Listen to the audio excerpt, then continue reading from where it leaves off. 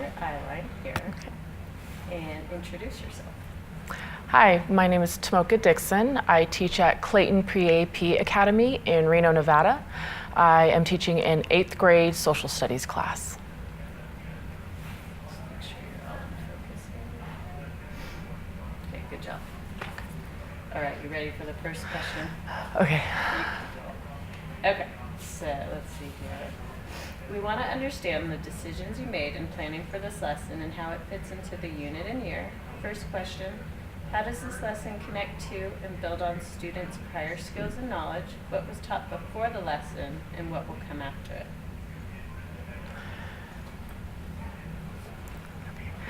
it? So building this lesson is building on skills that we work on for Common Core. It is analyzing text, rich text, to find that deeper meaning. It is annotating our text so that we keep our train of thought in our notes. It is a lot of small class discussion. Is there a way to Takes it off. unplug that? I don't know. Maybe. Sorry. Yeah, no, that's okay. Okay, how does this lesson connect to and build on students' prior skills and knowledge? What was taught before the lesson and what will come after it? Because this is an 8th grade class, we have worked on since 7th grade reading rich text to support our units. We've worked on the skills of discussion, annotating, deep reading, looking at academic vocabulary. So this lesson is actually something that they've worked on for a year and a half with me. However, we are also looking at perspectives so that we can address our standards. This lesson, we have looked at several poetry units or several poems to support our Harlem Renaissance unit. And again, it's going back into that text to analyze that complex text, to discuss it with our peers, to annotate our text, get that deep meaning, and that will inform our writing. Is the text used in this lesson part of a sequence of text designed to build skills and knowledge? If so, give an example of other texts that form this sequence. In this unit, it's a poetry unit, and I was prior a language arts teacher, so I am really interested in incorporating a lot of literacy into my classroom, into my history classroom. So this is the first time that we analyzed poetry.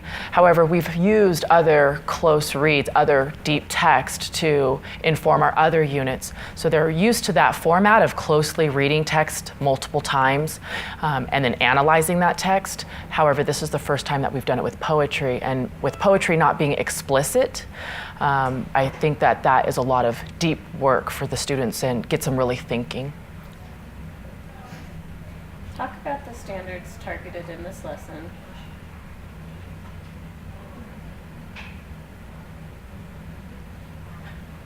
Okay, talk about the standards targeted in this lesson. What did you do to make the lesson reflect the full intent of that standard? The standard targeted in this lesson is how does literature reflect the cultural time period? And we're looking at the Harlem Renaissance. So I took several poems from 2 Harlem Renaissance poets, and we analyzed 3 of those poems together whole class so that they understood how to do that analysis and how to do that close reading. And then I gave them 2 texts, 2 other poems that they could analyze semi-independently, working in a small group. And again, my essential question at the end of that was, how are those poems reflective of the cultural beliefs and attitudes of the time period, addressing that standard? Which of the core action indicators do you think this lesson best exemplifies and why? I think the core action indicators are core action 1, 2, and 3. We're looking at deep text. We're reading it multiple times. We're discussing with our peers so that we can talk about that text and get our thoughts out. We're annotating our text. We are discussing whole group, so we look at small group discussion, we look at whole group discussion. There's multiple meanings, so we are getting lots of perspectives in there and lots of multiple answers. Also, it informs our writing, so we get to sit in those groups and really reflect together, and then it forms our thoughts, and we all have an opportunity to be leaders when we lead those discussions, participate. interested in how the shifts required by the CCSS are being incorporated into your instruction. Discuss how this lesson illustrates the shifts required by the CCSS. The shifts that are incorporated in this lesson, or that this lesson address, I really believe it's, again, going into that rich text. It's looking at academic vocabulary with poetry. I've explained to the kids that poets have to use the best words to maximize their word count and get their message across. And because it's implicit, not explicit, we really have to analyze what those words mean. And it can be simple words. Like in one of the poems, we looked at the meaning of or the meaning of to also. Because we're looking at that kind of vocabulary, I think that addresses those CCSS shifts. How did you teach the content of this lesson or this text prior to the CCSS? What's the same and what's different?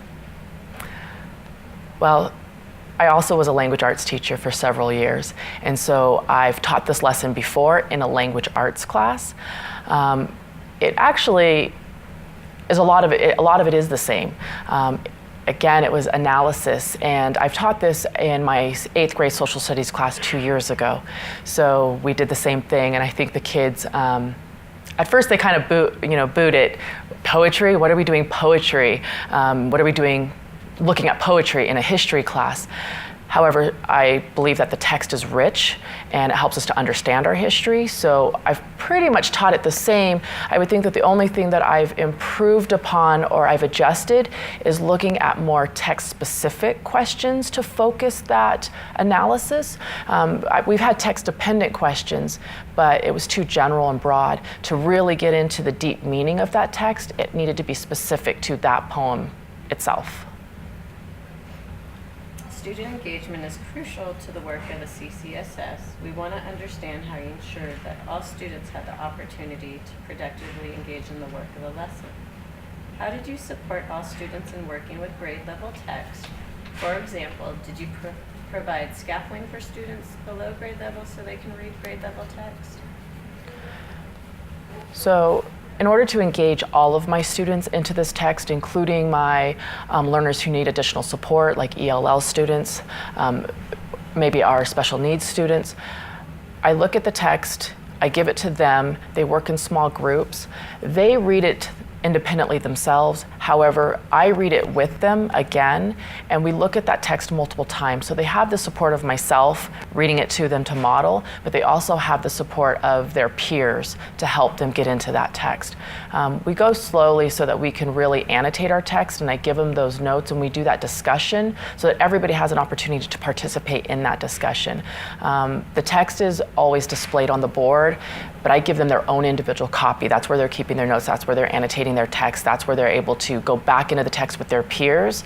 And oftentimes when they're talking to their peers, they have an opportunity to formulate their answers before they go whole class. It gives them that confidence and that support that they have the answer. What did you do for students who are more advanced? The students who are more advanced, I split them up into groups. So typically I add a student who's more advanced into a group that has some mid-level students, maybe a student who needs additional support. They kind of lead that discussion, that facilitation. However, the poetry is difficult, and even my advanced students struggle with that. But a lot of times I'm asking them questions to get them back into the text so that they can make additional connections. Really, my low-level students actually tend to do better because they're used to having to read the text multiple times to get that meaning. So a lot of times my advanced students, they want to rush through because they already have the answer. They already have that prior knowledge and they build on that. I ask them to get back into the text. I need to see their evidence. It helps them to focus their analysis back to what our focus point is, which is the text. How do you know the students were able to successfully respond to the text-dependent questions and tasks with precision? Did students acquire the literary skills addressed in the lesson? To know that all the students were able to do that, I monitor their writing. A lot of times we'll come to the answer and I ask for their participation. I try to mix it up so that I'm hitting all of my students. I go to the different groups to check their answers. they may be listening, but they're not recording that, or they're not getting their thoughts out on the paper. So as long as I get to that text, I'm asking them to, I'm checking their understanding. Also, when they go to do their writing, that informs me, did they understand the essential question? Did they understand how the text is going to answer and address that essential question? And can they formulate those thoughts? There's a lot of scaffolding for the writing in breaking down how they can do that, but my end assessment is the writing. What do you do for students who do not acquire the literary skills addressed in the lesson? This is not the first time that we have analyzed text, close readings. So when we go back to those students who maybe didn't get it in this lesson, or they didn't get it with this poem, then those are the students that I kind of focus on to redirect some additional questions to get them into the text and help support them. I think a lot of times the students get frustrated because I'm asking them questions and I keep getting them to get back in there, and they feel like they don't understand the text.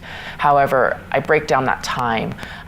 Again, students will just kind of, I think a lot of times they're easy to just give up. But when I ask them, no, let's get back to the text. Okay, you have this answer, good. Here's your train of thought here. Let's apply it to something else that you know and bring them back to that text. But I also make it relevant to something that they can understand. They do a better job. And again, it's me just checking the understanding, but I get back to them so that I can focus specifically on them. The other students get on with their writing. Which behaviors from core action 3 did the students best exemplify in this lesson, and what actions have you taken as a teacher to make that happen? Okay, can I stop right there and look at my notes? Thanks. Okay. So which behaviors from core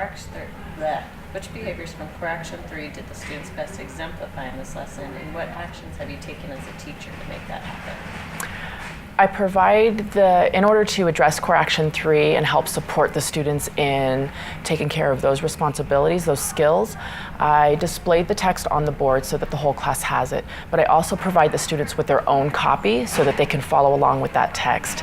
I have accountable talk and discussion expectations posted on each desk so that we've worked on this skill for 1.5 years together, but I have them constantly focused. There's that support for them so that they know how to have that discussion and how to talk small group. I ask them to talk small group, organize their thoughts, and then come together whole class so that we have a whole class discussion and everyone benefits from everybody's thoughts and ideas regarding that text. Sorry. It's okay.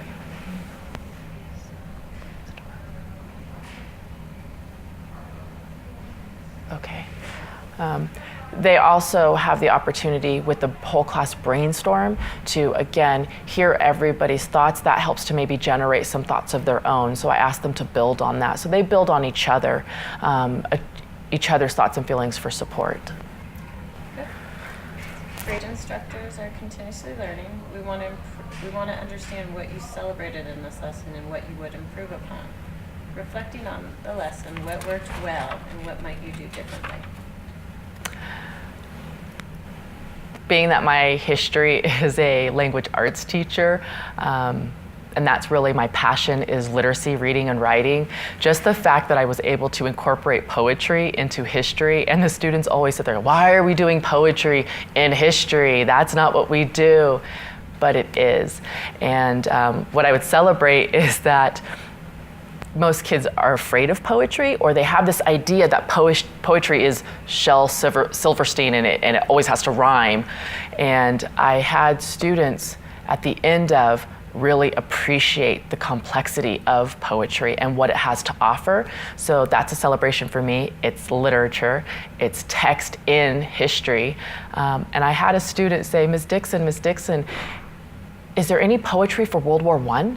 Is there any poetry for World War II? So they're excited about this because they know that they're successful and they can do it, and it's helped them to grow as students. They want to incorporate that in the future. So I would celebrate that as a success, that they have embraced poetry and embraced that literature. What I would do differently, I would have started it sooner. I think I would have looked at other pieces of literature, not just informational documents or historical documents as far as like our Constitution, that is important, but maybe I would have looked at some additional pieces to really help kids get into that text again because they were so excited. And I think they fed off my excitement. They said, Ms. Dixon, you're so happy teaching this poetry unit. You're so happy doing this. And it made them excited also. Were there any surprises or unexpected student behaviors or reactions? I just am impressed with how engaged the students were with the lesson. I know that I love it and I know that it's beneficial and that's why I incorporate it. However, the students really got it. They were able to analyze, and here's these complex ideas and these complex thoughts, and they got it. They understood. They were able to relate it to them. They were able to relate it to other units we've learned. They were able to relate it to pieces that they've heard. So I really was impressed with how much they jumped into the text and embraced it as their own. Good work. Oh gosh, thank you.